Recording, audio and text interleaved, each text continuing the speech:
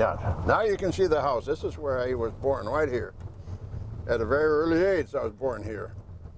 And the 19th of December, 1934. We drive all the way up? Wow, yeah, 71 years since we left here, that's right. And nothing looks the same anymore. This was the school I went to for 7 years. Teacher's residence. And this is the, coming up here, this is the general store. The guy who had this family, he lived here, but then in the front was the store. And back there was a place where you could unload grain and where you can buy anything there, including gasoline. This was the creamery. This here is the blacksmith. It's a smith the boat. This is the old, for some institutes, we've been to a lot of dances there. Looks like it's completely dilapidated. It's changed an awful lot. There's not very much left of what there was when I lived here.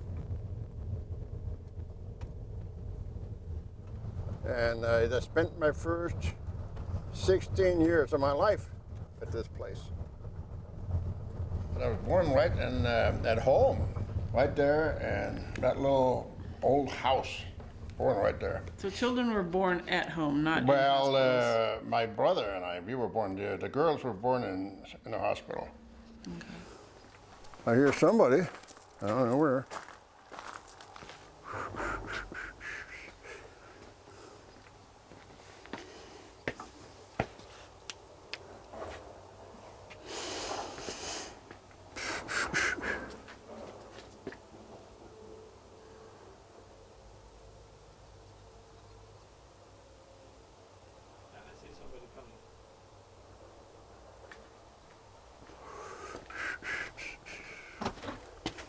Goddag. Du er nok høre, hvorfor vi er her. Ja. Mit navn er Orla Pedersen. Nå. Ja. Ja. Og er født her. Ja, det ved jeg. Jeg ved godt nu. Gør du det? Ja, ja. Så er du søn af ham, der gjorde det? Det kan du ikke være. Ernst. Hvad? Ernst Sørensen. Du er min far, der købte det. Du skal da være den næste generation. Ej, hans søn er Ernst. Hvad her du? Arne. Arne. Orla. Og det er min svigersøn. Ja.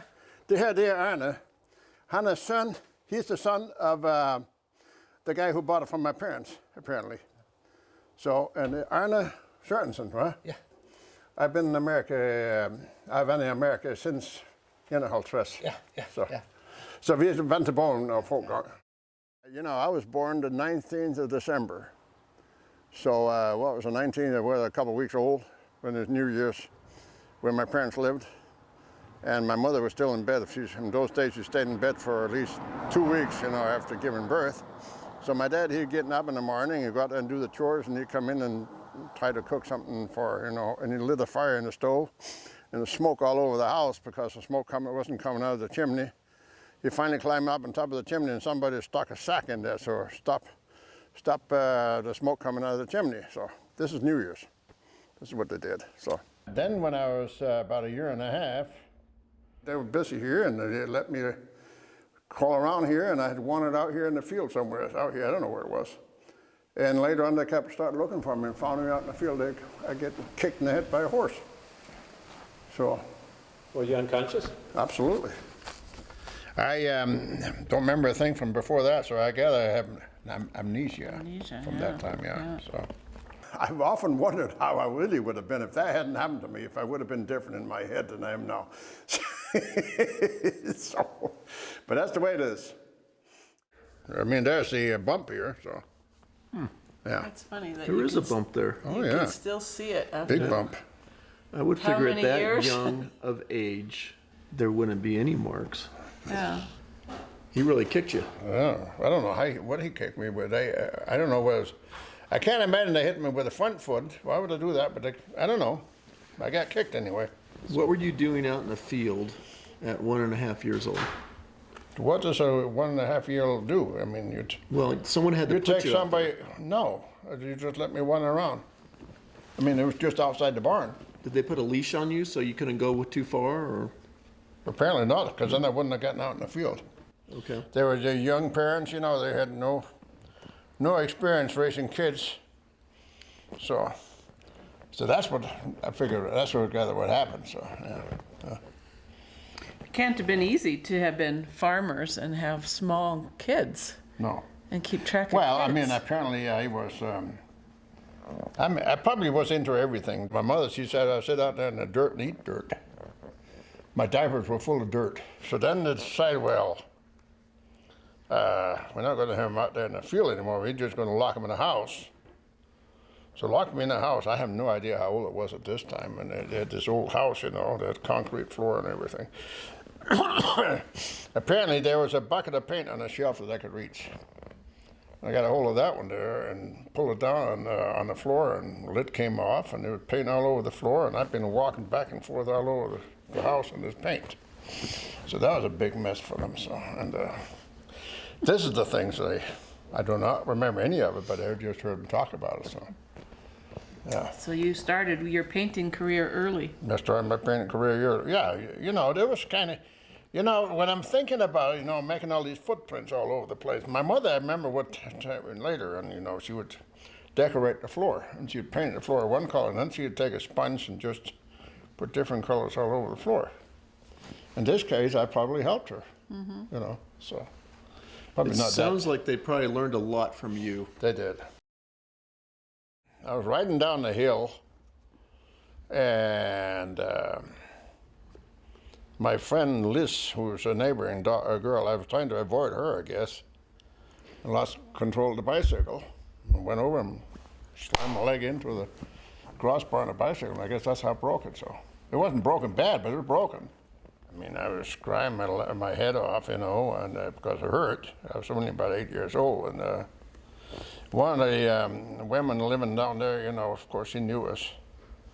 She came over and rescued me and carried me to her house, and somehow they got a hold of my dad, and he came down and got me home. And this must have taken quite a while, because my grandmother showed up, and then the doctor showed up. And I remember he was kind of moving the leg. You could hear a crick, you know, the broken. You know, so he says, that leg is broken. You need to take him to the hospital. And I had always heard the hospital is the worst possible place in the world to go. And I screamed bloody murder. And then my grandmother, I remember her starting to have crying a little bit. And I, my goodness, she's crying. Now I'm really scared. I am really scared. But they took me down to the hospital, and I got in there, and it wasn't that bad. I got in the bed. There was about 8 or 10 people in that room, you know, big room in the hospital. There was a couple of kids my age in that. And I got food down there that I had never seen before at home that was just absolutely delicious.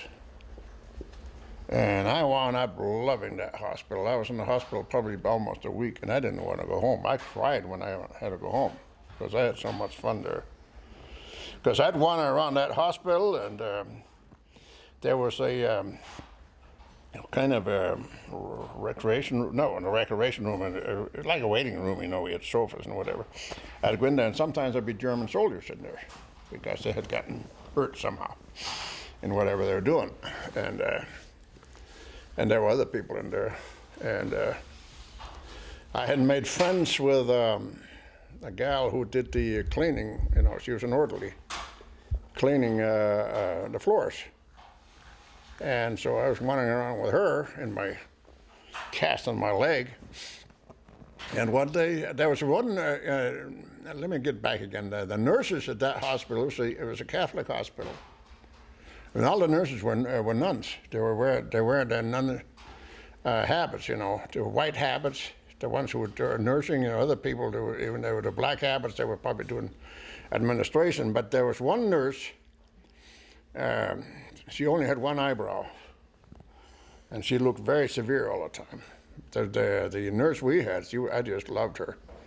And she'd come in about 6 o'clock every evening. She'd kneel in the middle of that room and say a prayer. But anyway, make a long story short, this gal that I had made friends with, she says, you want to go with me? We went up to the 5th floor now. We go in an elevator. I had no idea what an elevator was. It was just a small room, and you get in there, the door's closed, but it's only open again, and you're out again. So I don't know what happened. And anyway, so we get to the 5th floor, and she leaves. She says, "You stand here at the elevator, and I'll be back." And here comes this nurse with the one eyebrow. And she says, "What are you doing in the elevator?" She says she was going to help me. I mean, she wasn't going to help me do anything good, that's for sure. And I was scared to her. I ran from her, you know, and down to my room there. But I saw number 10 there. That's my room. And I ran down there. I was going to get into my bed to safety, to get away from that nurse. I opened up the door. There was nothing but old women in there. I screamed bloody murder. I had no idea what had happened. This is my bed in here. Now it's full of old women. It was just like a nightmare. It was. And I screamed bloody murder, and pretty soon my girlfriend, she came and rescued me and got me down to my regular room. And there was an older guy in there. He'd been in the hospital for a long time. And he felt so sorry for me. He wiped my tears with his slipper, I remember. You know, that cast stays on me for, it seems to me, 6 weeks, I think it was. Go back down to the hospital and get it taken off. Interesting things happened when I was 8 years old. I broke my leg, lost part of my finger. We were building a tank at the barn to collect all the urine from the animals. And there was a bricklayer down there. They did it with a brick. And I was down there with him, and my dad was sliding bricks down to him on a board, and I was supposed to take them away and give it to him. That was my job. Simple job. Except one time I didn't take them back fast enough, and my dad, he slid the brick down, and I had my finger on top of the bricks all the way there, and the other brick came down and just slammed it off, and it took off that much off the tip of my finger. It wasn't that much of a deal, but I mean, I remember the blood squirting out of there like crazy. So is it a lot shorter than your other finger? Oh, sure it is. Oh, it is? Yeah. It is quite a bit shorter. Yeah. It is about that much shorter. So then I had to go to the doctor with that every so often. So, but that was, you know, they asked me if I could get a nail back, because the nail was gone. Well, he says, well, I remember only time will tell. But I got a good nail. So, I mean, this is good. So, some people lost a whole finger, so a lot of times, you know, in different things. Omar, he's about, probably not even a year old, so I'm about 6 here. And I was standing there next to my Aunt Tina. She was holding him, so. And I remember one time, for some reason or other, when I was supposed to have a picture taken, I always had my mouth open. I couldn't close my mouth. Close your mouth. But do you remember when Omar was born? Oh, sure. Because I remember we had my uncle Torvald. He was working for us, or for my parents, as a farmhand. And he was told to take me over to my grandparents. I remember him taking me over there, and he was standing talking to one of my mother's brothers, my uncle, and said she's going to have a little, which means she's going to have a baby. And so I was there for a couple of days. Came back home again. There she was. My mother was there in bed with this tiny baby, nursing. That was Omar. Well, it was bigger than, she was 10 years younger than me. And Muda, she is 12 years younger than me. So, you know, that's also interesting because when Birgit, she was born in the hospital. So we didn't see my mother for several days. And finally one day, my dad, he says to me and Omar, we're going to go down and see your little sister. And he was so excited about seeing his mother and seeing that little sister. I mean, he really have something to play with. So we go down there, and we go to see her, my mother in the hospital, and he crawls all over her, kissing and carrying on with her, you know. He had missed her so much. She was 4 years old. And then we go see the baby. The baby, well, she was so little, I mean, good way. And Omar, he was completely disappointed. My goodness, what is this? When we got back to my mother, he would have nothing to do with my mother at all. I mean, he was completely disappointed.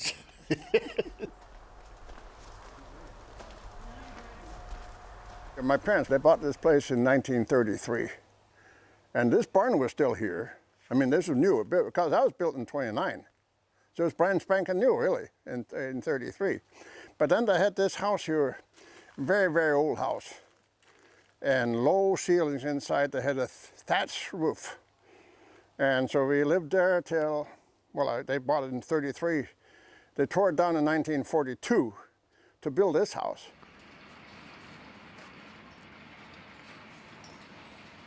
We did our business behind the cows. Behind the cows. Behind the cows. Yeah, whatever we had to do, we did it behind the cows. And we did that forever. All the time we lived in Denmark. I mean, I was born in 34, we left in 51, and all that time we crept behind the cows. This was our bathroom. You just sit there and hang your butt over the trough. Make sure the cows weren't going to do the same thing as you were doing at the same place at the same time. Sometimes you had to do the crab walk. You'd go sideways like a crab, you know, to get away from them. So, yeah. Wipe yourself with a handful of straw. Those were the days. So, we'd have parties. I mean, my parents would have parties. And there were really big parties. What they would do, they would clear out the bedroom here. There were double doors between these 3 rooms. And they could take and put a table right through all these 3 rooms with chairs and table. I mean, chairs around the table on both sides. You could have 30 people in here easily. And sometimes they'd have a professional chef come in there and do the cooking. And but it was interesting. We would start dinner at Christmas. We would start with riesengrød, or rice porridge. Then we'd have goose and potatoes and gravy. And then we would have, not ice cream because we didn't have refrigeration, but you'd have applesauce, which was really good with whipped cream on top of it, and coffee and cake, cookies and so on. And then there would be if it was Christmas, you would have the Christmas tree here lit up with live candles. And of course the tree wouldn't burn because it was green. You just got in the day before. Live candles, and you know, I was taken out of the room for a while, and pretty soon I come back in again. There's Santa Claus standing there, you know. And I thought he was the real Santa Claus, although he looked kind of weird. And he'd pass out gifts to me. And I believed in Santa Claus till about 4 years old, till I came into the guest room there, and I saw the robe he had been wearing, and laying, oh, well, this is Iska, my uncle Iska. Yeah. He was Santa Claus. So, we get through dinner. The guys would have to go out in the barn and check the cows, you know, relieve themselves along here, then come back in again. The women had cleaned up. Now it's the women's time to go out and look at the cows. And nobody come in out here while they were out here. So those are the times like that, so yeah. I mean, people listen to this nowadays. I mean, they think this is in the dark ages, but that's kind of what we were too, you know. We were in the Middle Ages there. It was a developing country. I mean, it was like a third world country in a way, in some ways, you know, because this is the way people have been living for thousands of years. I remember it would have been nice to have a bathtub where you could take a bath, because I did take that sometimes when I had an opportunity to get some relatives, you know, take a bath. So how did you stay clean? We just washed ourselves out of we had some kind of a hand basin, you know, like a little vat. We washed ourselves with that. We didn't wash ourselves that much. Shoot, we never changed clothes hardly that much. You know, we had underwear that probably last through the winter. And it comes springtime, we take it off. You shook them off a little bit and put them back on. Well, I think we'd wash them, or my mother would wash them, you know, but it didn't happen often, I'll tell you that right now, so. And my parents never got mechanized at all, other than he got a binder, you know what they call a binder, a harvester to harvest grain. And that's a pretty good sized machine, and it had to be pulled by 3 horses. You couldn't pull by, 2 horses couldn't pull it. And of course we didn't have tractors. And my dad, he had one of those, and he'd actually go around to different neighboring farms and who didn't have these and harvest the grain for them. So that was the extent of mechanism. Jeg ved, du kan huske, hvis du har besøgt min far, der var sådan, der har han bygget sådan en halvtag ud, men det har vi så brækket ned igen. Det kan jeg huske. Det kan du huske. And we come in here, and there's horses right here. Yeah. And you walk around, and then there's a couple of calf stalls here, and then over here where the cows and the pigs and so on. This used to be pigsties all the way along here, Stefan.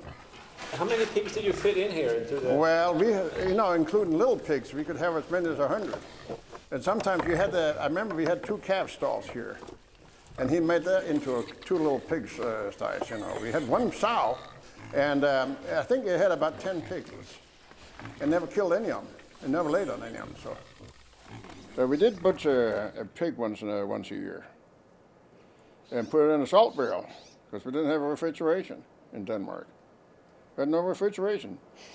You couldn't have ice cream unless you went down there. There was a store down there by the, whatever you call a village. It wasn't really a village, it was just an area. But there was a store down there, or it wasn't even a store. Somebody selling ice cream out of the kitchen window. They had a freezer in there, and then we could go in there for about a nickel. You could get a ice cream bar. And this is where you clean up all the dung out of the cow. So, we did that every day, every morning. We've had as many as probably 10 or 12 in here sometimes. So it was a fairly big farm. Well, it's not that big farm, but yeah, you could have, because it's at 2 and 2 and 2, so on. Yeah, and it's a trough over here where they get water, and you'd run back and forth here to throw the feed into them. So, but they're standing like this, or they'd lay down here like this. So, yeah. Hi, Bus. Hello, Bus. The cows would be in the barn all winter long because of weather. And there was nothing to eat outside anyhow because there's a lot of snow and mud and slush, But then in the springtime, you'd let them out. And you'd drive them out, you'd milk them first in the morning, you'd drive them out into the fields like a pasture here. And sometimes, it was interesting. I mean, in the summertime, I was always barefooted. And I remember one time I stepped in a cow patty that was just been produced. It was still warm. Felt kind of good. It was just squashing up between the toes. But it's interesting, these guys liked me. Yeah, we'd let the calves out. They liked me. And they'd just go wild because I had been standing in the barn for a long time and just run all over the place. The cows, they were more sedated. They didn't walk very much. In fact, you didn't want the cows to run because you didn't want them to spill the milk because they start slapping the udders back and forth. You could see the milk falling out of there, so you had to be careful with that. Once in a while, we had a little bull to take care of the cows. You had to have a calf every year, otherwise you're not going to have milk. We used to clip the ears on the cows, and that would be some kind of a way to number them. They'd be cut on top of the ears, and one time in a cut in the end of the ears, and sometimes it'd be 2 clips on the bottom, and that would tell you what number they were, and maybe the age of the cow, who knows what. So, I remember one time my dad, he bought, I think it was something like 200 rooster chicks. Yeah. They were just strictly for meat. I don't remember, it wasn't 200, but let them grow up. And my mother, she'd say, well, I want a chicken dinner today. So he'd give himself a stick about yay long, and he'd go out there, bang, there's another bang. So we had chicken dinner. Chicken and potatoes and brown gravy, I remember that was pretty good. So, and I like to chew on the bones, You get the bones, little chicken thighs and legs and drumsticks. I try to get as much off of those. I always like to chew on bones. I don't think I was more than 8 or 9 years old. And at that time, we had a lot of geese. I'd have about 35 geese. I would raise them commercially because, they could sell them in the fall. And anytime my job was to keep the geese on the farm, on the grass, on the pasture. But over here on the side of the pasture was grain, and I was supposed to keep the geese out of there because the geese weren't supposed to eat the grain. But the geese liked the grain better than grass. So the geese are smart, they split up in 2 groups. And one group went into the grain, I'd chase those out, and then the other grain would be in, the other group would be into the grain. So, it was completely frustrating. I remember I cried over it, so. And one time they just took on the wing and just flew over my head, so. These doggone geese, I hated them. I had a love-hate for them because I kind of liked them too, but I didn't like to work with them. So. Then we had turkeys. We had a great big tom turkey And every time anybody went outside, that thing would attack him. You know, like I seen it jump up on the back of my dad's back and peck at him. When my mother would go outside, she always had a broomstick with her in case that turkey should come around. And every time he'd come around, she'd just hit him with that broomstick and he'd just walk off again. One day, they were all dressed up, they were going to a party, and my mother goes outside, of course she had a trusty broomstick with her, and they were ready to go and get on the bicycle, and here comes a turkey. So she whacked him over the head. He dropped dead just like that. And so she screamed at my dad, she goes, bring a knife, you know, we got to slaughter that turkey. They slaughter that turkey in the Sunday going to meeting clothes. I remember that turkey. That was a big turkey, probably 35 pounds. I remember he could barely fit in the oven. So, well, the Skidamet was a little lamb. It was an orphan lamb. Apparently the mother either rejected him or... But the thing was, we nursed him with a bottle. Oh, it was over my grandparents' house, and I was over there, and my favorite Aunt Rhina, there's a picture of me with her. She gave me a bottle with a nipple, like a wine bottle with a nipple on it. It was full of milk, and give it to the lamb to suck on. And, I did that for a couple of days, and one day I go down there, and the rascal, he pulled a nipple off and ate it. And I was so scared. I cried like crazy, and I went home to my Arna, and I says, he ate the nipple, now he's gonna die. She said, no, don't worry about it. He'll come out the other end in a couple of days. So. And you helped every day with the farm? I had to. What did you do? What was your chore? My chore was to clean out the trough here and clean the pigs and sweep the floor here. And I never did learn how to milk cows. I mean, I did, but I never did it. So, you know, that's not my job. So, and you know, everything was really hard work. I mean, around the farm, and in the summertime, you start out and well, the first thing you do, you have this great big dung pile behind the barn, and you start unloading that thing, putting on a wagon. We have a wagon that's pulled by a couple of horses, and you throw it on the wagon, and you haul it out in the field. And you pull out a pile here and then walk a little further with it and pull up another pile, and that's till you get rid of it and you cover the whole field. This is going to be a plowed field where you're going to plant potatoes and beets for the cows and food, you know, that kind of stuff. So, and so when you get that out, then you get yourself a fork and you start pitching this stuff around all over the place. It was like fertilizer. And then you plow, and you plow one furrow, walking behind a horse and two horses in the plow. Later on, I'd walk over to Martha Christian Polson and I work for them. And they were wonderful people. Anyway, I went to work over there because I wanted to earn some money. And my dad would never pay me anything, so I went over to Christian and Martha, and they had me do everything, you know. I'd get over there early in the morning. And I had an incident one morning. I had a wheelbarrow. It's different than ours. A wheelbarrow, you know, there was a real wheelbarrow. The other ones, I don't know what you call them, but this one here, the wheel is kind of it was easy to carry or to remove, and it had longer legs on it, and I had it full of pig manure.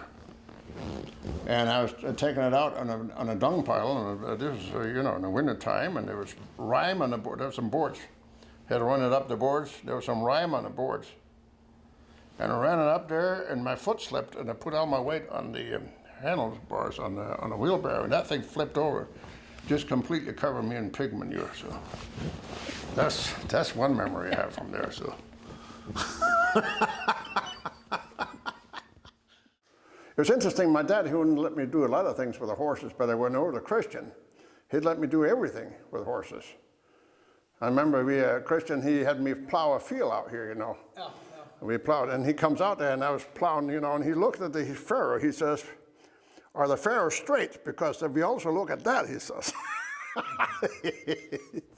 You know, like we had these, like kohlrabi, they called them, you know, and we didn't really have much sugar beets. We had kohlrabi, which is like a turnip, and much, much bigger. And we had several rows of that. We would have a couple of acres of that because that's what fit the animals. And we seed them in rows, and then when the seedling would come up, then you go out and thin them out with a little tiny hoe. Just walk around along up and down the rows and thin them out. And you just thin them out so there was only one plant. Got that done. About a month later, you have to go down there and knock the weeds out. So it was quite a job. Sometimes you had to do it a couple, 3 times. It was a lot of work, but it was easier work. And then later on, when they got big, they got big in the fall. You had the big tops on them. So then you have a blade on the end of a stick, and you go knocking off all the tops. In the wintertime, in the fall, when they were got to harvest them, then they knock them out of the ground, usually with a plow. Then you got to pick them up and put them on a wagon, which was pulled by a horse, or horses. We had 2 horses. And then you take them back to near the farm, and there you have a place where you make a pile them, whatever length to shoot. A pile could be 100 feet long. Now you got to start covering them with straw and dirt, so there could be that much dirt on top of it, so keep them from freezing. And then, during the winter, you had to go out there with a wagon and pick them up and take them to the barn and take them into a special room we had. Throw them in there and then put them into some kind of machine that would chew them up for them. First, they had a long drum kind of a thing. They would knock all the dirt off as much as possible. And then you grade it up for the animals. Pretty rough grade for the cows. And that's what they ate. Horses, you had to be a little more careful with it. We fed them sugar beets. I don't remember if we ever given them rutabagas. And those we had to really be careful with because they couldn't stand any kind of dirt. So you had to scrub the sugar beets and make sure all the dirt was off. And then you could just put them in a trough and the horse would just chew it up themselves. They get good teeth. Not like cows. Cows only have teeth in the bottom. They're not very good at chewing anything. So we had 4 kinds of grain. Well, usually we had oats and barley, wheat and rye. And that had to be. We had a machine that would cut it, and we called it a binder. You would bind it in shocks, and you stack them up for a while and let them dry. Then you got to load them on a wagon and haul them into the barn. Or if you didn't have room for the barn, you made a great big pile of them, and stacked them in a certain way so when it rains, the water would run off of them. So it was a lot of work. One year we had so many potatoes. The year before that, the potatoes became, they were worth 32 crowns for 200 pounds of potatoes. So my daddy and everybody else decided, well, shoot, we're going to make a killing of that next year. We'll do it again. So he planted 10 acres, 1/3 of the farm in potatoes. But every other farmer did the same thing. So that following year, they went up to $2 from 32. It was they were completely worthless. And we tried to sell them to foreign countries. A lot of it went to Argentina, and we had to sort them. We stand there by the days and nights, sorting potatoes and put them in sacks. Make sure there was no defects on any potato. And then they finally get a wagon load and take it down to the harbor. And here they would inspect them, and they would open up about 2 or 3 sacks out of a wagon load. And if they found, I think, something like 3 or 4 defective potatoes, they'd just cashier the whole works, and you had to go back and do it all over again. That happened. So anyway, besides that, we decided to boil them. So here we dug a ditch that was about probably 3 feet wide and 3 feet deep, 25 feet long. Filled that thing up with boiled potatoes because we had a commercial boiler. He came out, I remember 3 great big tanks on there, and he'd fill them up with potatoes, and he could boil them somehow. And so that's what we fed to the pigs finally. Okay. $2 a sack of potatoes. That was terrible. It was awful. I remember I was, probably at that time, I was probably 11, 12 years old, and my dad, he was friends with another farmer, and I remember they made me go down there and help him with his potatoes. And I remember I was sick that day. Oh man, it was awful. But here I was, they had to do it. So I decided I would never become a farmer, and I didn't. So tell us about your school When did you start school? I started school when I was 6 years old. I remember my mother taking me down. It was the 1st of May, whatever year that was, well, it'd be 1940, I would imagine. So, yeah, 40. 1st of May. Walking hand in hand with my mother going in there and sit at school there. And I really don't remember my thoughts about it, except it was a new adventure to go to school. This building is the old school. There were the old classrooms. There were 2 classrooms in this building. In the summertime, we only used one because we only went 2 half days a week. But in the wintertime, I think we were going 6 days a week. And there were probably, who knows how many kids, probably 40 kids at different ages, from small, which was 6 years old, up to 14. This part of the school, I remember, this was for the smaller kids from 6 to 10. Once you became 10 years old, you graduated into the upper classroom here. From 10 to 14, you would go to school here. And the winter classes started at the 1st of November to the 1st of May. Then 1st of May, you would have, you cut it back to, we only went to school, there was a farm kids, you know, we only went to school 2 half days a week. And then there was about, I think it's either 4 or 6 weeks summer vacation in between there. And then they came back again, and went up till November 1, we would still be 2 half days a week, so. It seems to me that these are all the kids in the upper class because they don't have the younger kids, some of them, you know, so. So the older kids are up here, and I'm one of them up here, so. And we all about the same age, so these are slightly younger than me. And when the teacher was teaching you and they had all the classes together, all the grades, Right. was that boring when the teacher was teaching younger grades, or what was that like? Or I do you never thought about recall? anything. I never thought about anything being boring. There were some classes we didn't like. I mean, once a week we would have art, such as it was. Supposed to be able to draw something. I hated that class. Some people were pretty good at it, but I mean, I hated art. So, What was your favorite class? my favorite class probably it had to be math. I think I was fairly decent in math. And I remember one time we had to, figure fractions. And shoot, I mean, I couldn't figure it. I had no idea how to do it, really, fraction. I mean, it took a long time till finally one day I screwed up in class, and I was told to sit after school another hour. And I think I was sitting with teacher back home. I think I told him I didn't know how to do fractions, and he showed me. And then it made sense to me. You have to get a common denominator or something, because you'd have a whole row of these things, you know. Find a common denominator, then you can add it together. So we had Bible history, what they call, you know, they had some kind of, well, we had the Bible, and we studied through that, and so I kind of liked that. Danish history, I wasn't that interested in. And geography, you know, we had this great big map of Denmark on a wall, and only the first letter of all the cities. And we were supposed to know the name of all these cities. He'd point them, you know, so on and so forth. Copenhagen, of course, Copenhagen was easy enough, but the rest of them were a little bit more difficult because there you actually had to remember what they were. So, and so that was geography. We also, well, we had world geography we tore after fast, and we were learning a little bit about America, some about Europe, nothing about Asia as far as I remember.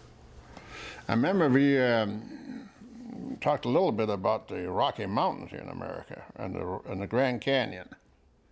Somebody had ridden on a horse along the Grand Canyon way back when, fallen in there and killed himself. So that was what I remember. So that was geography, history, Bible, math.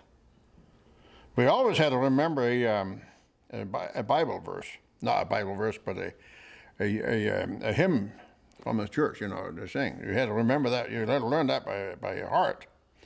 The first thing you come in the classroom, we'd probably get in there about 8 o'clock in the morning, and Pastor Holm, we would always line up against the wall. And he would say a short prayer, and then he'd we continue. Then we sing. I think he could actually play the violin, as far as I remember. So he played the violin, and we would sing a song, some kind of song, probably some kind of religious song. This is back, when we had religion in school. So I think he went to sleep. Yeah, he's gone. I was about 13, and my dad, he was always talking about it. He could speak a little bit of English. In fact, I guess he could speak quite a bit because he had been here in this country before he got married a couple of years. So I went to the teacher and I asked him if he would teach us English. He said, sure. So he'd let us know he asked how many kids were interested in learning English. And at first we were probably 7 or 8 of us, and then it dropped down to about 4 or 5. But, he would teach us, and he would do the correct pronunciation, like TH sound like 3 and 30 and so on and so forth. And my dad, he's always, spoken broken English. And he was talking about 3 and 30. So I come home and I says, Bestholm, Dr. Larry Bestholm, or Teacher Bestholm, he says, this is the way you're supposed to say it. He says he doesn't know what he's talking about. He's never been over there. I was in America for 2 years. I know what I'm talking about. This is how they talk it. They say 3 and 30. So I guess I was pretty confused, because, my dad obviously had been here, so he knows. So my uncle comes back from America. He'd been over here 20 years. He comes over to Denmark to visit. And one day I was sitting next to him in the sofa, and I says, how do you say 30? He said, 30. Well, of course, the teacher was completely wrong. When I first started going to school here, 1940, I guess, and there was a row of outhouses here. This is what we used for bathrooms. And after a couple of years, they got rid of them because they built a new building here, across here. On the bottom was the bathroom for both boys and girls, and on top was a big room where they had wood shop. So they had all kinds of wood benches, and all kinds of equipment to teach us how to do a little wood shop. And it was a lot of fun to be there, because I loved to do that kind of stuff, that kind of wood. When we were 14, we were supposed to go to the church once a week to be confirmed, because we were Lutherans, Anybody that's born in Denmark is a Lutheran. And so you go to the once a week, a half a day, I think it's a half a day, you go to a church, and the teacher will teach you, things of Lutheranism, teach a little bit about church history, and we would have to memorize a lot of verses, some verses. So we did that for about 6 months. This was Grimstrup's church. It was probably built, not this particular building, but it started building this church 800 years ago. And, eventually they built it up, and it's been remodeled a little bit over the years. The walls are really, really thick. And the windows in there are very small. And the reason why they just built that way, because not only was it a church in the old days, it was also like a fortress. When something, terrible things happened in the community, they'd go in there and they'd, they used the windows. They could shoot bows and arrows out of the windows for defense or whatever. So my story goes anyway, and I think it's more or less true. And then there's a room here. That room that goes, that building coming out from here, we call that the weapons house. This is where the people, when they come to church, they'd hang their swords and knives or whatever they had for weapons. Maybe sometimes guns later, they'd hang there before they go in, because you couldn't have weapons inside the sanctuary. This is a very old door here. I don't know how old it could be. For as I'm concerned, it could be 500 years old. Yeah. And it's a heavy door, hard to get through in case somebody wanted to get through it. Mm-hmm. So, yeah. And then there's a great big celebration where everybody goes to the church, and we were confirmed. Because The confirmation, we were all dressed up in dark suits and ties, and the girls were dressed up in white long dresses. And there would be probably 15 or 20 of us here, according to the picture there. Well, when we were confirmed, we were told to come up to the altar, wherever, and sit and kneel around the altar here. And the priest would give us Holy Communion. He would give us the bread, and then he would give us a glass of wine.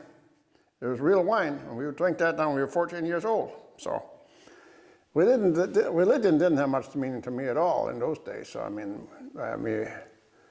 we came in and we listened to this. We knew the Bible fairly well, and but it was just some other literature. I mean, the meaning of the Bible and Jesus and all this has come to mean much, much more in my latter years, in the last 30 or 40 years. I think I was always a Christian because I can go back in my life and look back in my life. And when I was a child, I was still interested in going to something like there was a guy in Roast. He had a Bible study for kids. I'd go there sometimes. Although I was discouraged to go there because, this guy was a Christian, most people were not, and they thought that, he thought he was better than anybody else, so they didn't like him. But I liked to go there, so I was different in that respect. But then later on, my mother had taught me the Lord's Prayer when I was a child, and she says, you got to pray that every night, and I did that for many, many years, and then I got away from it. But later on, I married May-Britt. She wanted to go to church.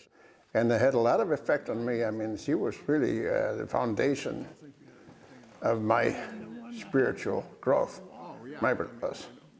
And I thank the Lord so much for her all the time. And I have become, the longer I've lived and the longer I've been with her, the more I realize that she is such a gift from God. I don't know why God would bless me with her, but He did. Okay, after the war, which ended in '45, they start digging peat for fuel, for burning in a cook stove. Now, peat is the old. It has not become coal yet because it hadn't been there long enough. Hadn't been enough pressure, but it was old vegetation that's been there for thousands of years, and it could be about 4 or 5 feet thick, and it was down in the swamps. And a lot of water there. And people would dig that up and dry it, and now they could burn it in a cook stove, in the kitchen. And after the war, they started doing it commercially. Before that, they would just individually could dig it up, but now they do it commercially, and they had a great big machine, and it was like a monstrous mixer. They would just stand there and throw it in the top, and they would mix it up, and then spit it out. And they come out in the form probably about 4 by or 5 by 8, maybe 12 inches opening, and they would spit out, and they'd cut it off, and we put it on a flat wagon, and mostly it was kids that was hired to walk with the horses, and they'd take it up to a drying field. Another person up there would take it off the wagon and lay it on the drying field, and then split it in 4. So you had about things about this thick that they would dry up. Now you could burn it like similar to coal. And there was a year before that, and some of my kid friends, they had gotten a job down there, and I wanted that so bad. I could taste it. So the following year, I was 12 years old, and I got the job.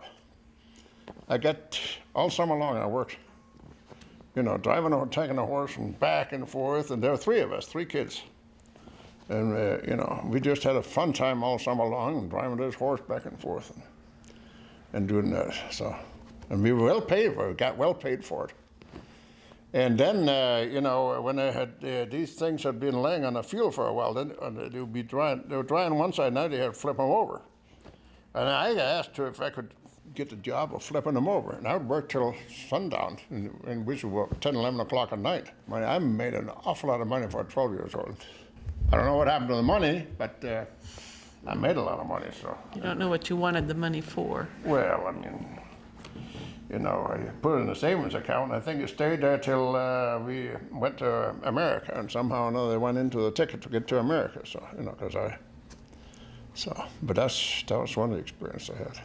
You didn't find any dead bodies in the peat.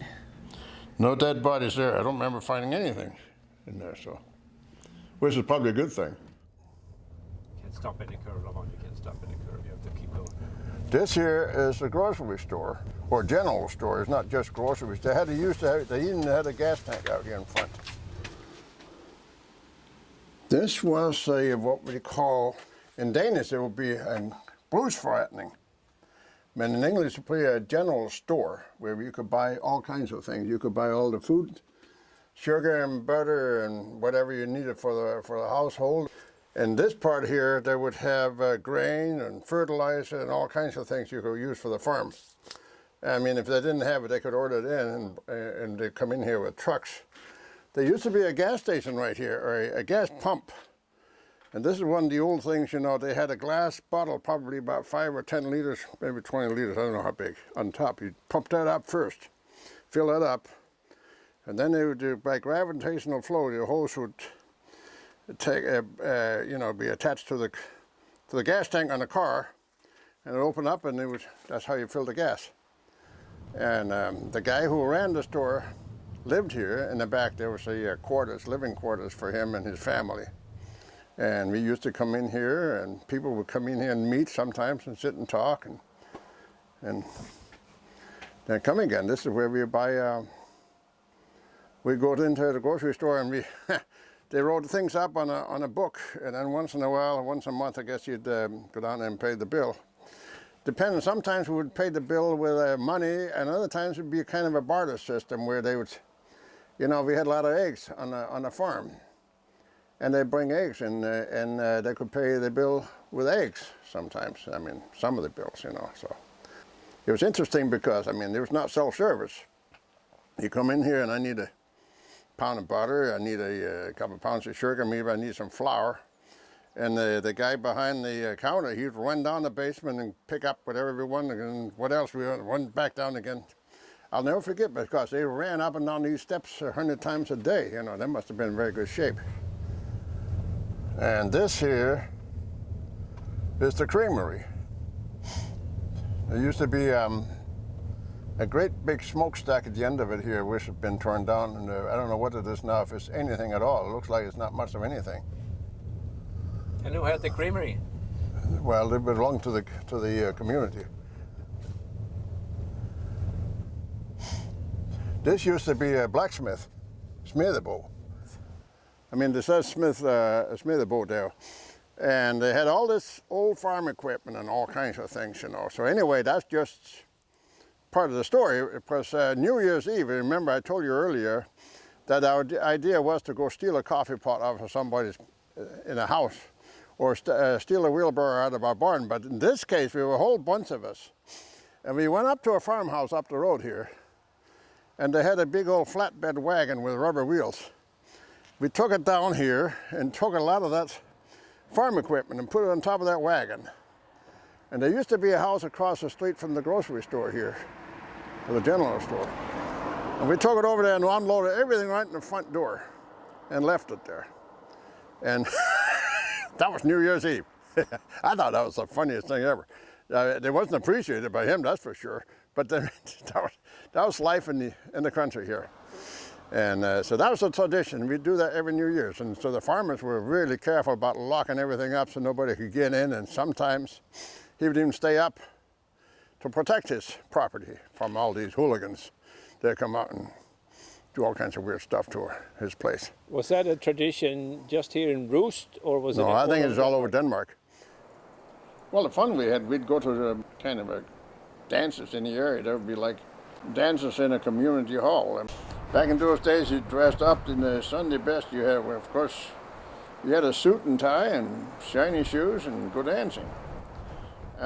Personal hygiene might have been lacking because we didn't have showers. I mean, we didn't have hot water. All we could do is just kind of take a sponge bath, you know. So, but shoot, everybody smelled the same, so it wasn't a problem.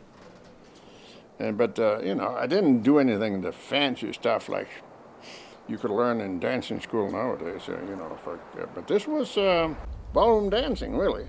You know, we had an orchestra or a small orchestra, usually about 3 people to the orchestra. You get a drummer, a violinist, and a pianist, and they're usually the same people want to come around.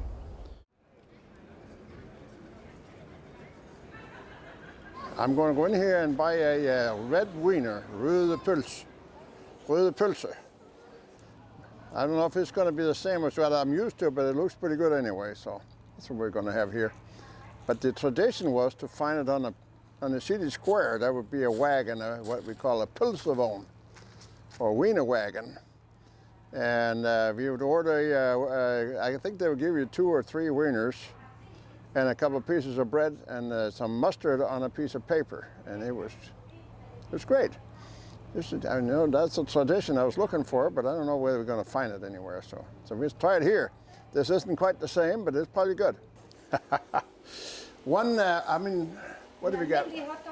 Rød pølse. Rød pølse. Ja. En hotdog med en rød pølse, eller bare en rød pølse? Det er bare en rød pølse. Bare en rød pølse. Så Ja. vi har brød til, med den Brød og sennep. og sennep på. Ja. Ikke Det er noget ligesom det var i gamle dage. Det er som i gamle dage, Ja. ja. This is what I was waiting for. Bread and røde pølse. So.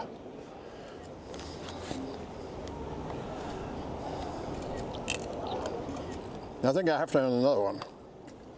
This is good. It's good stuff. Yeah.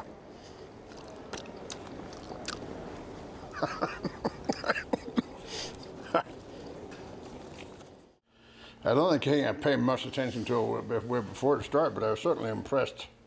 The day they invaded Denmark, my goodness.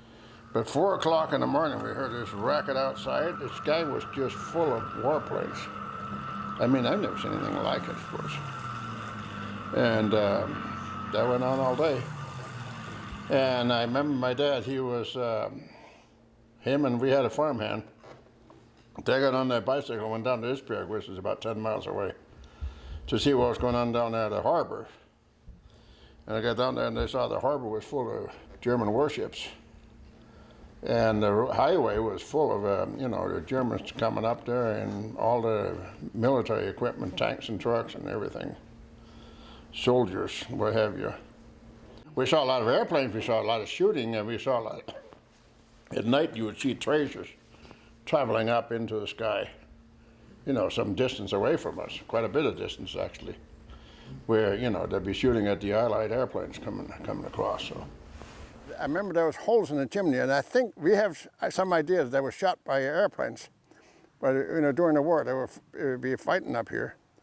And I remember one morning there was a great big hole in the ground right over here, and another one over there someplace. I think there were 3 holes where there's some kind of bombs had fallen. And we had a hole that was pretty deep, about 3-4 feet deep. I think that's from a bomb or something falling. Either a bomb from the airplane or some ordnance they shot up to shoot them down, fall down and blew a hole. So so it was interesting those days. So you were shot at, We were shot at, yeah. but you never heard the blast. No, sometimes we would hear, a couple of times we heard sirens. And my dad, he says, we got to go down in the basement. There's a little basement here. So we got to go down in the basement because there's shooting up on top. So, so we go down the basement and sit. But that only happened a couple of times, I think. The border guards tried to do some action at the border when they came in and start shooting at the Germans. And of course, the Germans killed 6 of them. And King Christian X, the Danish hero, called it off. He says, you might as well just stand down and don't be doing any more shooting because you can't do anything. You absolutely cannot do anything. They took over Denmark in about 4 hours. We think he was a hero. At least I've always held him in high regard, and I think all the Danes absolutely do. He never left Denmark. He stayed right there and tried to keep the peace as much as possible between the Germans and the Danes. And he never changed his routine. His routine was to get on his horse and ride on every morning, right through Copenhagen streets every day. And that's what he continued. There are legends about him, which is probably not true, but it's a good story. The Germans came up to his office and says, from now on, every Jew in Denmark have to wear a Star of David. So the next morning, the King Christian, he came out on his horse, he was riding with a Star of David. Every Dane in Denmark was going to wear a Star of David because they say the Jews, well, they may be Jews, they're also Danes. We're all Danes here, so. But I think it's a legend. But the first time I heard about that was from a Jewish lady in Los Angeles. She told me about it. I never heard of it before then, so. But the fact is, no Jew in Denmark ever wore the Star of David. They did come to the village and took over the school.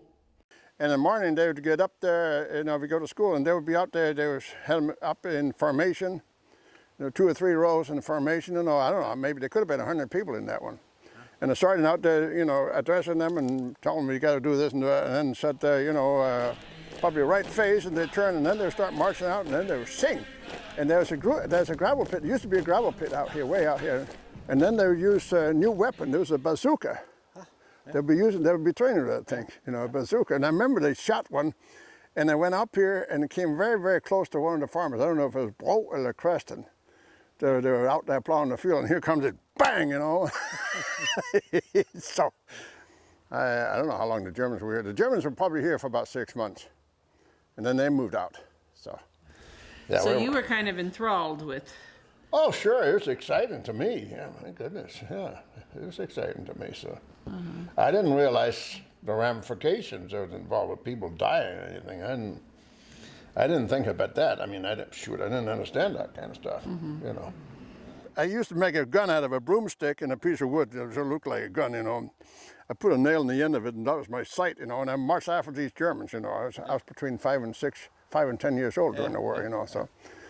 And, the Germans, when they walked, they had these nail-studded boots, they made a lot of noise when they stumped.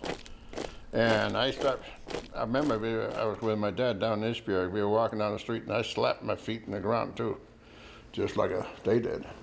And my dad, he said, stop that, stop that, stop that. So our pastor was a piece of work.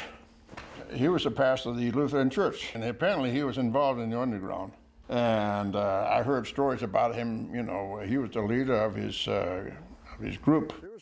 I remember they were talking about he had a submachine gun over his shoulder, and he was walking back and forth telling them what we were going to do this, we were going to do that, and so on and so forth. They never got caught by the Germans.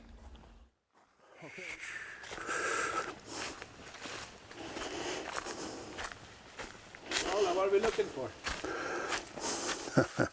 We're looking for a Russerhulen, the Russian cave, where a couple of Russian prisoners of war, German prisoners of war, they were prisoners of war by the Germans, and they hid out here for several months at the end of the war. And nobody knew where they went. The Germans looked for them for a while, but didn't give up on them. So, but the priest and his wife, they knew where they were. It was fascinating, because the wife of the priest, she'd make up a basket of food, and she'd take a couple of kids. They had kids the same age as me. And so she would take this daughter and maybe another kid with her.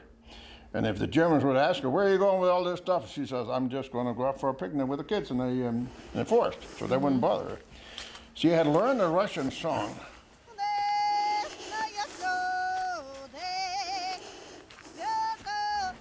And she'd go into the forest, which is not very far from there, start singing that Russian song. And then she'd leave some food by a tree, and then spend some time up there with the kids, and then come wandering back again. And this is how she fed the Russians. They live in a hole over here, apparently. So there was no caves here. They just had to make a hole or something to stay in, so.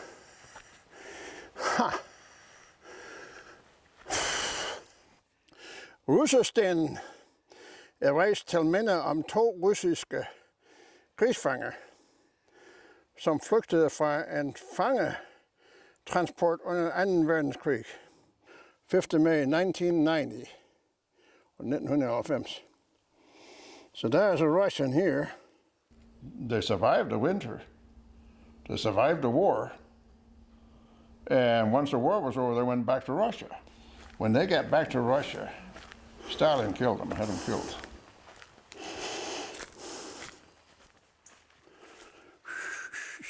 In September of '43, the Germans decided they were going to arrest every Jew in Denmark. of course, the Danes found out about it, they contacted the chief rabbi in Copenhagen and told him that what was going on. You're going to be arrested and they're going to kill you. So he got a hold of all the Jewish people to go into hiding. You know, the resistance organization in Denmark's getting the Jews over to Sweden. They got 7,200 Jews over to Sweden. The Germans arrested about 500 of them and took them to Theresienstadt, which is in Czechoslovakia. So at the end of the war, they all came back except for about 50. 50 of them died in concentration camp. The rest of them came back to Denmark. The people, the Jews in Sweden, they start coming back to Denmark, and in a lot of places, if they were farmers, the farmers are the Danish neighbors to the farmers. They've been taking care of their places for them. I don't understand how in the world they got the food they needed in the cities, because everything was rationed. You had to have little ration cards, and you take them to the store, and they cut this out, and this is as much as you can get today, or as much as you get the cards for. Out on the countryside where we were pretty much self-sustaining. You had a ration for sugar, you had a ration for butter, because we possibly could have made our own butter, but we didn't. We got it at the creamery. We got enough for everything. Mm-hmm. I don't remember any hardships. I mean, we couldn't get coffee, so what we would do, we take rye. I mean, this could have been rye. I don't think it was. But take rye, the grain, and you roast it in the oven until it was almost black. And then you grind it up in powder and add some kind of additive to it, and that was coffee. Mm-hmm. That's what we had during the war, because we couldn't get real coffee. Mm-hmm. Yeah.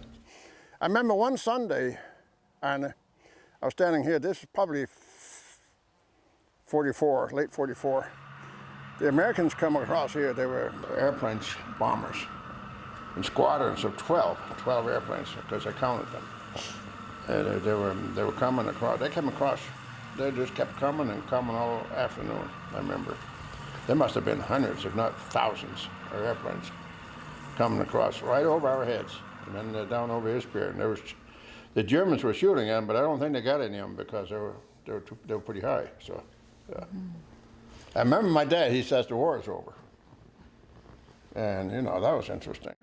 Celebration got allure all over Europe, all over Denmark, rather. Yeah. I mean, my goodness, they flew with flags and everything else, and the resistance movement, they came out in force in their uniforms and their guns and all that stuff, and they were marching up and down, especially in Copenhagen, they really put on a show there. So.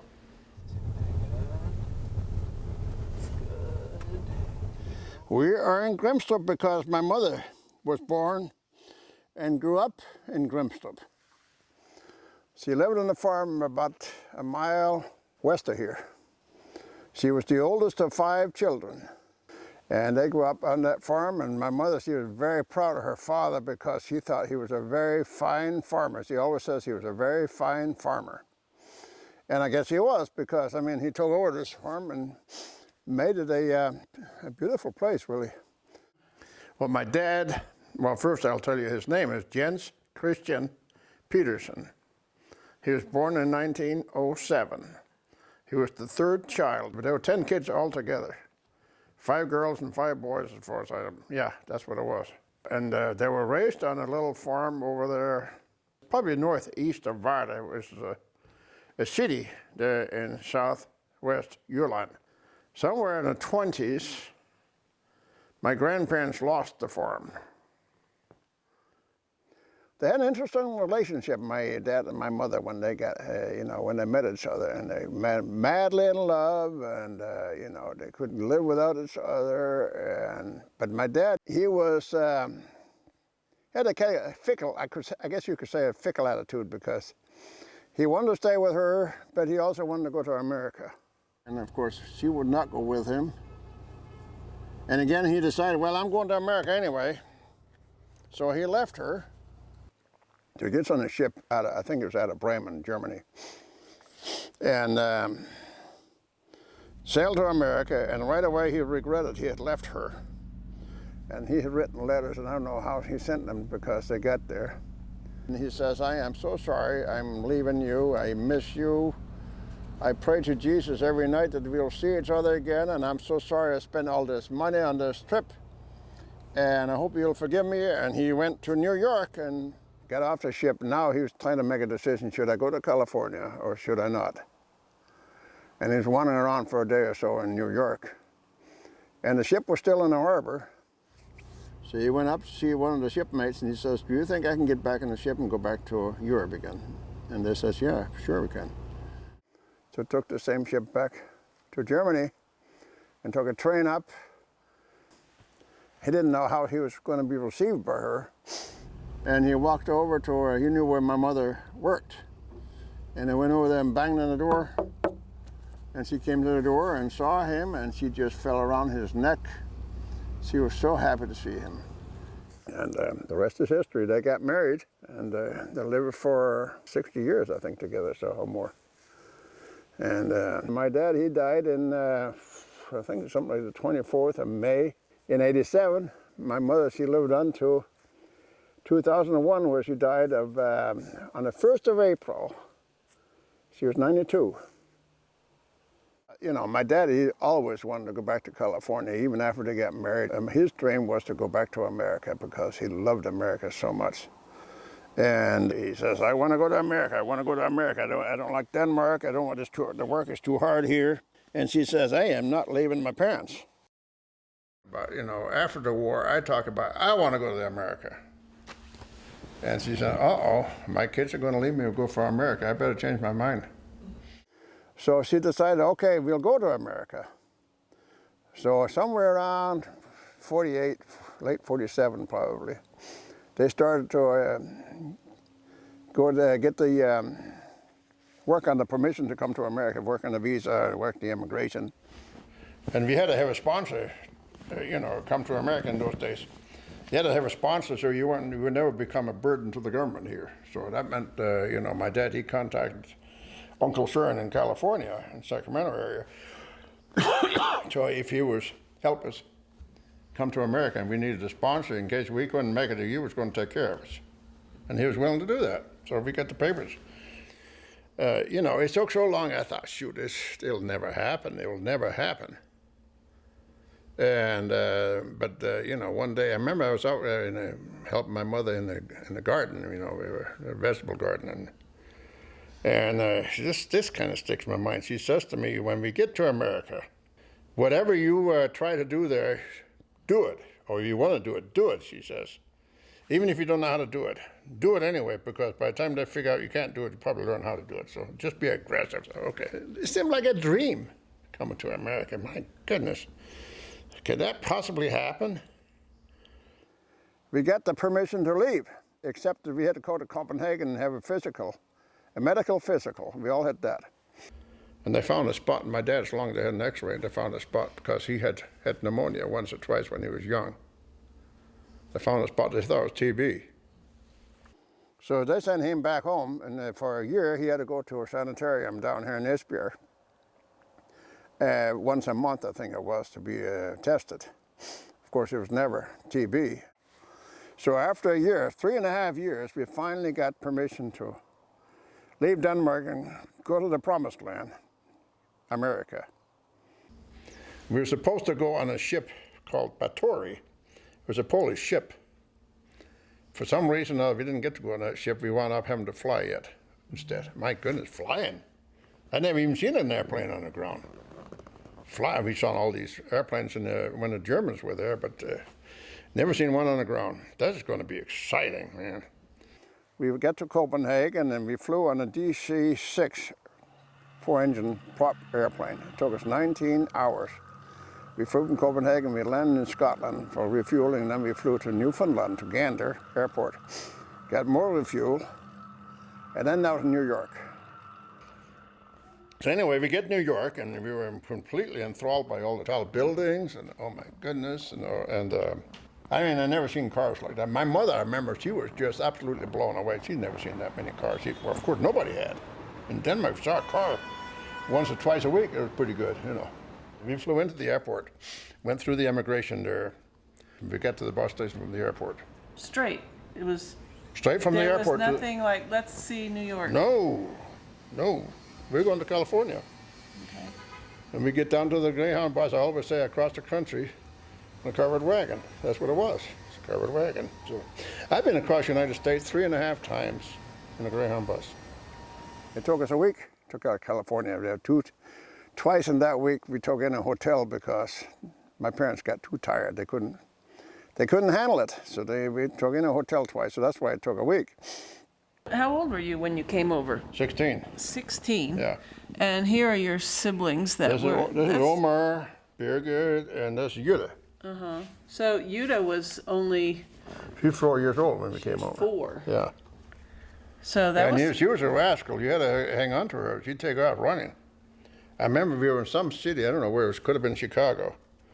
And she tore away from my dad and started running on the sidewalk. That was scary because she didn't know anything about cars. She could run out in the street and get run over. He caught her in time.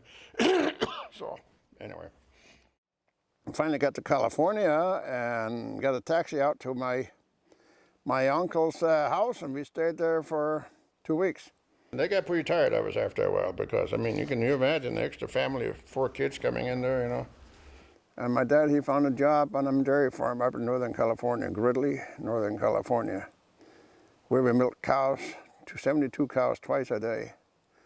The first day we were there, Matthew Machado, he comes around, a nice guy, nice little guy. He was just a little short guy, and he had a great big bump on his back, like a, I don't know what you call that, hunchback. He was a hunchback, is what he was. And, but he was a horseman. He liked to ride a horse, and he was like born on a horse. But anyway, he had this great big long barn. Shoot, the barn had to be a couple of 100 feet long, at least. And behind that barn, I walked with him. I couldn't speak English very much at that time, maybe a few words. And he had this great big tractor back there, and he was going to move that. So I says, I'd like to drive that. He says, good, I get up it. I was 16 and a half, almost 17 by this time. And I get on the thing, and he started up for me, and I take off down the side of the barn and roll around the corner. I didn't know I couldn't straighten it up. For some reason or other, I couldn't straighten up the wheel, and that thing just kept going. I couldn't stop it either. It went right through the wall of the barn.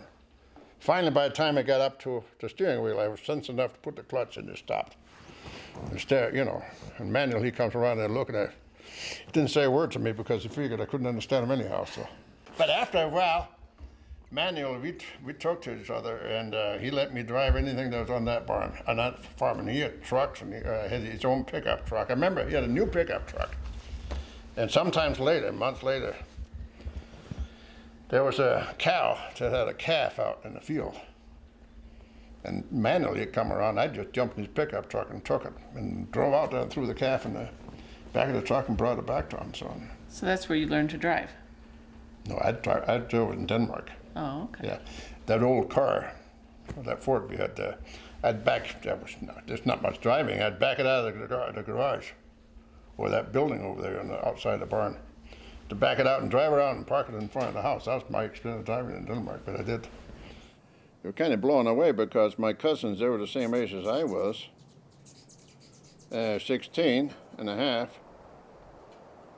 And they could drive a car, and we went from, about 20 miles into the city of Sacramento.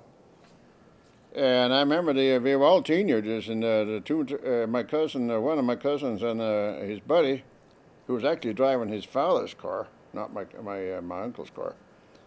And they drove like crazy going up this highway, and then decided to switch drivers, while they're going. That was kind of interesting, sitting in the back seat, and this is what they do in America, You get tired of driving, somebody else takes over, never slow down. I never got a car before I was 21, and I didn't get a driver's license either before I was 21 because before you're, you're still a, minor. You're a minor here in America until you're 21. If you want to get a driver's license, you have to have the parents' signature, permission to get a driver's license. And my dad would never sign one. So I got a job as a painter when I was 17, painting, apprentice painter, learning how to do the trade. And I worked with these guys, and they would send me down to the coffee shop or something like that, say, give me the keys to the car and tell me to go down there. They didn't know I didn't have a driver's license, and I didn't tell them. And they give me the key for the car, and I'd go down and get the coffee for them. Probably drove a little bit faster than I should have with these cars. I had fun with them. Sometimes some of these guys had big cars, and it was fun to drive. For some reason, I never got caught by the cops.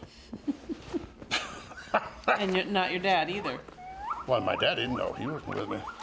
And then on my 21st birthday, I went down to DMV and I got my license. I mean, I had a driving test and I passed out with flying colors. And then I went downtown to Sacramento to a Chevrolet deal and bought myself a brand new Chevrolet Impala hardtop. So I had wheels now. I told you before, the first job we had was milking cows on that dairy farm up in Northern California in Gridley. And then we moved away from there after 6 months and went back near Sacramento. My dad got a job on a gold dredger digging gold, one of these big old machines that sits in a puddle of water and digs in the ground 30 or probably 80 feet deep and dig up the rocks and everything that goes back and then back through the machine and digging out or shaking out some gold, whatever gold it was. And did that for about 4 months, and he got a job in Sacramento Creamery. And there he lived till he retired. I mean, he worked there till he retired when he was 66. He did pretty good. I mean, they came to America with nothing. I mean, we only had $300 between us. They allowed us to have $50 each, $300. So by the time we got to California, I can't imagine there was that much left of it. But even then, after my dad and my mother, they worked very hard and they saved and did pretty good in business. They bought some apartments, or they probably had about 20 apartments when he died. And considering he came at 42 years old with nothing, he died a millionaire. That's what he can do in America, so yeah. And then we got back to an area called Fair Oaks, which is about 10 miles from Sacramento. Beautiful area, really. And now I had to look for jobs for myself. And what I did was, for one thing, I went to the city and they hired me to take care of. There's a river, the American River going there. And for one thing, they hired me to clean up the beach area and the river because people leave trash there. And I also got a job at the park. That was a 4-hour-a-day job, working at the park, cutting grass and pulling weeds and cleaning up generally. They also had a big old community hall that had to be taken care of. And I did that for about, from May unto September, late into September. And I remember the guy who was in charge, he had me paint some steps and railing outside of the building, and that made the time just flew during it, and I really liked that. That was a good job. And my short-tail Uncle Barney, who was actually Stern's brother-in-law, my Uncle Stern's brother-in-law, he was a painter working for the hospital. And I told Barney, I said, I think I found the trade I want to do. I want to be a painter. See if we can find a job for me somewhere. So he found a job by a company called Ted J. Cook's Painting Company, and I worked for them from 52 to 58. And this is where it shows up. I had been painting for a while, but this is my Uncle Barney's house we were painting on here. So that's how I started painting. You came from that very humble environment, and you came to this country. How was this country different? Oh, it was completely different. I mean, my goodness, it's different. I mean, here we, people had cars. I mean, in Denmark, nobody had cars. I mean, there was doctors and vets, and they had cars because they had to have cars. But, even, there were some farmers that had cars. I mean, but most of the people, their way of transportation was a bicycle. Was there anything else in this country that surprised you or was very different from Denmark? Well, everything was different. I mean, one of my other uncles took me up into the mountains. That was amazing because I'd never seen mountains before, except in Denmark. We don't have mountains. The highest point in Denmark is about 400 feet. And here we go up the mountains, they're 10,000 feet, so, you know, and it was interesting. It was, I still remember the smell going up into the mountains, but it was fun to go there, so. So how did you find the food in this country? You said you had healthy food in Denmark. Well, I always thought the food was pretty healthy here. I mean, you know, I was impressed with all the salads they put together, you know. We had some salads back in Denmark. My mother would get some lettuce together and put some buttermilk and sweeten up some buttermilk with sugar in it. That would be the dressing. But over here, I mean, my goodness, what they put together in the salad was amazing. You know, avocados and tomatoes and lettuce and probably grated carrots sometimes and great dressings. It was amazing. I don't think we cooked that many steaks, but we had a lot of hamburgers. And the hamburgers to me was kind of a fascinating thing because I never saw anything like that. How about that, huh? Cook this wad of meat, you know, and slap it in between a couple of buns, and then they start getting really fancy, and they start putting tomatoes and onions and lettuce. I think they always had lettuce. But You did return to Denmark. Why was that? well, I had to go back and brag about I've been to America, you know. Go back and speak Danish with a little bit of English mixed in. I don't think I did that time because I had never done that. So I try to speak Danish now, but I mean now I've been here 70 years. Now it's a little more difficult to speak Danish. I've lost a lot of it. So because I never speak Danish here. My wife is Swedish, but we don't speak Swedish either because I can speak the language after a fashion. But we don't ever speak it, so, you know, some of the stuff takes training. So, but returning to Denmark, were you homesick, or why did you return? No, I wasn't homesick. It was just interesting to go back. Just to brag? Just to brag a little bit, you know. But I can't remember that there was a person that you went to see in Denmark. I don't want to talk about her. You don't want to talk about her? Nah. Because that was the reason you returned and you decided that wasn't worth it. All right, okay, well. Ruthie and I, we knew each other since we were 6 years old when we were going to start going to school here. And we did all kinds of things, you know, as a group. Not just together, you know, but we knew each other. We were several kids, same age, 6 up to when I was 16. And we would meet here, we'd go to school together, and it seems to me we went, there was some function up at the church, which was 3 kilometers away, and we walk all the way up there. So. But Ruthie would be sitting in this window here, right there. Yeah. Well, I'd ride by on my bicycle here, and I'd see if I could see her, and I could always see her, it seems to me, same time in the evening, sitting right there reading the newspaper in that window. So, I mean, they didn't have the blinds, they didn't have the shutters on there. Well, I guess they had the windows like that. But they didn't have shutters, and I could very clearly see her in there, you know. And that was very exciting, but she didn't know I was there. And you did that every evening? No, whenever I was down here. So, whenever I came down here for something, which was quite often, I have to go to the grocery store and pick up something from my parents or whatever, you know, and ride back. And I knew she was here, so I tried to time it so I could kind of see her, you know.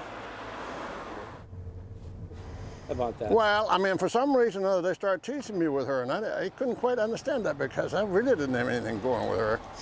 But then when they started teasing me about Ruth, shoot, she's not that bad looking, really. I mean, you know, and she's kind of interesting, but I mean, this is as far as it went. I mean, we really weren't doing anything at all together before I left for America. I mean, we knew each other, we were friendly to each other, I mean, but that was it. Just before we went to America, I met her here somewhere, and she asked me to be her pen pal when I went to America. So we wrote letters together every once in a while. And we did that for a couple of years till I came back. We had actually decided not to write together anymore because I got a little bit too lovey for her. She didn't like that. She says, I don't think we should write together anymore, so, okay. So I wasn't going to go back to Denmark. I was just about ready to cancel my trip. And my parents just said, well, you're not going over there just for Ruth. You're going over there otherwise. So why don't you just go? So I got. And I was here for a week or two, and then we had a dance over here at the dilapidated Versamlingshuis here. And I saw her there, and I went up to her and I said hello, and I said, "You would like to dance?" She said, "Sure." And then she asked me to come down and visit her in Liebe, because that's where she went to school. So I didn't come down there for a couple of weeks, and I finally decided to go down and see her. And I banged on the door, and she saw me, and she was so glad to see me that she cried. And so, so that started everything, you know. And then I'd go down there several times. And finally went out one dinner one night, and we were wandering around out there and looking over the ocean. And I says, "Why don't we get engaged?" She says, "Okay." So we got engaged. I bought 2 rings, one for her and one for me. We were not engaged. We were a unit. We were an item. And we were looking forward to a life together forever after. Parents were kind of upset about the whole thing, but you know, becoming engaged, that's ridiculous, because you're only 19, barely 19, and they knew that I wouldn't live in Denmark because I was an American, and she wasn't going to leave her parents. So deep down in my heart, I figured, well, shoot, this will never work. But in the meantime, I was there, and I was invited to their house for dinner every Sunday. We sit there and have dinner at their house, and then we play cards. And the old man, her father, I really liked him. We were very good friends, and sometimes I played checkers with him, and we beat each other back and forth, and it was just a great, enjoyable time. I come to Denmark, and then to be here for 2 months. And I was going back somewhere in February, and so about a week or so before I was leaving Denmark, I was supposed to go to an office here called an erhvervs office, whatever that means, to present my paperwork, make sure everything was okay. I had some kind of premonition that things were not okay, but I didn't know what it was. So I give him the paperwork, and he says, "Well, come back in a few days, and we'll have, results for everything." So I came down here a few days later, and he says, "Well, we got troubles." He says, "Your paperwork is not right. Your re-entry permit to America is expired. And in order to fix anything, you need to go to Copenhagen to the American Embassy." So the next morning, I took a train to the American Embassy. And went in there, and I told the man that was at the office, or sitting at his desk, and I told him what had happened and gave him my paperwork. And he says, "Well, you cannot get back to America because your re-entry permit has expired. You have to re-emigrate again. And it will be somewhat costly." It wasn't that bad. It was $175 as far as I remember. I says, "I'd be glad if I paid $175. Let me get back to America." He says, "Well, you'll have to re-emigrate. We'll put you on a non-quota, but it'll still take some time." And it did take some time, because it took 4 months. Which bothered me a little bit, because when I wanted to become an American citizen as soon as possible, and that was 5 years. And now that I've been out of the country for almost 6 months, I worried about that for a while, and I thought maybe they wouldn't count the 2 years I had before. And finally, by the 3rd week in May, I got the permission that I could leave. You know, as time went on, I felt things were cooling a little bit. It was cooling quite a bit. So when I finally left, they saw me off at the train down this pier. I was taking the train going all the way to Gothenburg, because I was back in the ship to go to New York. And she came up and just kind of said goodbye to me. She handed me a book. I still remember what a book was. Desiree, which was the future Queen of Sweden. So I left the 3rd weekend in Denmark on a train from right here in Esbjerg, and took the train to Copenhagen and out up through Sweden to Gothenburg, and got on the same ship, Kungsholm, that I had sailed over from New York to Copenhagen before, 6 months before.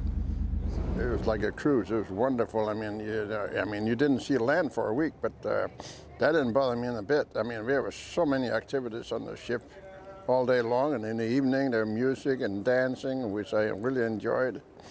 So, in the daytime we could play shuffleboard out on the deck. I met a bunch of Swedes, and these guys were all dressed up, but they must have been some kind of noblemen or businessmen because they were always dressed up in suit and tie. Of course, I mean, all the Swedes in those days, they dressed up all the time in suit and tie anyway, so. I had a room with 2 old Swedes and 1 old Dane. I had the upper bunk on one side there, and underneath there was an old Swede, a very religious old Swede. He was always reading his Bible.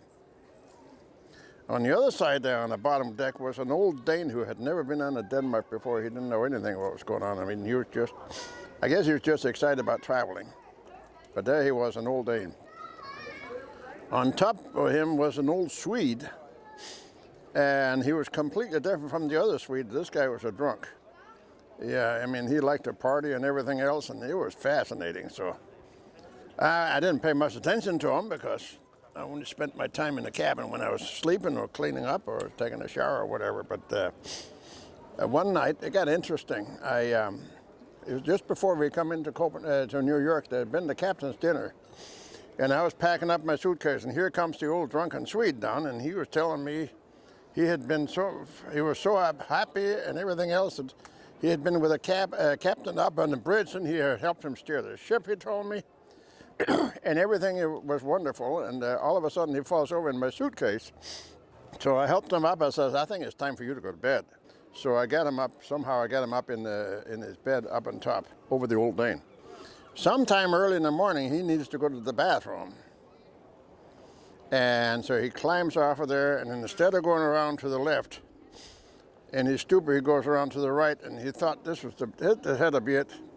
And he pulls out his equipment, and he was going to pee right in the face of the old Dane. The old Dane, he walked up and looked right in the barrel of this gun. I don't think it happened, but he got close. So that was my experience with the Swedes.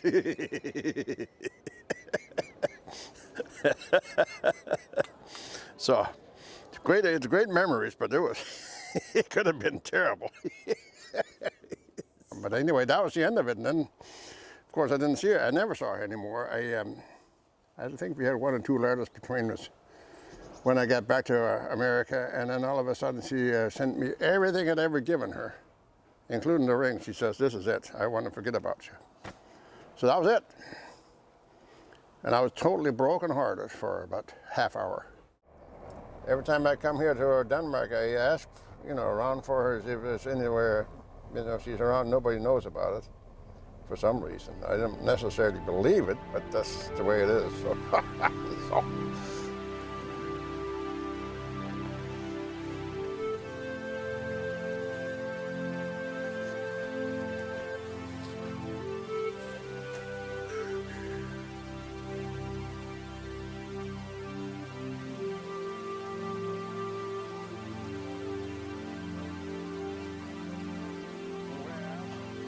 So how much more do you want? I just want you to just stand there for a little bit and see what happens to the cows. They might come up to you. So, hi, Bus. Hello, Bus. I'm Orla Pedersen, the Great Dane, and I approve of this message.